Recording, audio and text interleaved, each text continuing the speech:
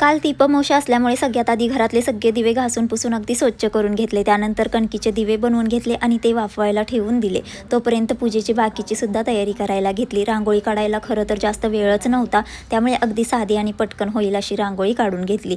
त्यानंतर सगळ्यात दिव्यांची सुद्धा पूजा करून घेतली। तोपर्यंत कणकीचे दिवेही छान वाफवून तयार झालेले होते। त्यामध्ये वाती घातल्या आणि तूप वगैरे घालून सगळे दिवे लावून घेतले। त्यानंतर कणकेच्या दिव्याने बाकीच्या दिव्यांचं सुद्धा औक्षण करून घेतलं आणि मग माझ्या साईचं सुद्धा कणकेच्या दिव्याने औक्षण केलं। असं म्हटलं जातं की कणकेच्या दिव्याने मुलांचं औक्षण केल्यामुळे त्यांना दृष्ट लागत नाही, त्यांना चांगलं आरोग्य लाभतं आणि दीर्घायुष्य सुद्धा प्राप्त होतं। बाकी कालची पूजा आणि तयारी वगैरे सगळी मस्त अशी झाली, पण माझ्या स्वतःकडे मला लक्ष द्यायला जरासुद्धा टाईम नाही भेटला आणि तेव्हा माझी खूप गडबड झाली होती। अमावस्येची जी पूजा वगैरे केली ती मी कशी केली वगैरे ते संपूर्ण पूजेची तयारी मी माझ्या यूट्यूब चॅनेलवरच्या पूर्ण व्हिडिओमध्ये डिटेलमध्ये दाखवली आहे। तर माझा पूर्ण व्लॉग तुम्ही अजूनही पाहिला नसेल तर नक्की माझ्या यूट्यूब चॅनेलवरला जाऊन बघा, तिथे आहे तो। आणि यूट्यूब चॅनेलला सबस्क्राईबसुद्धा करायला विसरू नका, लिंक बायोमध्ये आहे। भेटूया नेक्स्ट व्लॉगमध्ये, बाय बाय।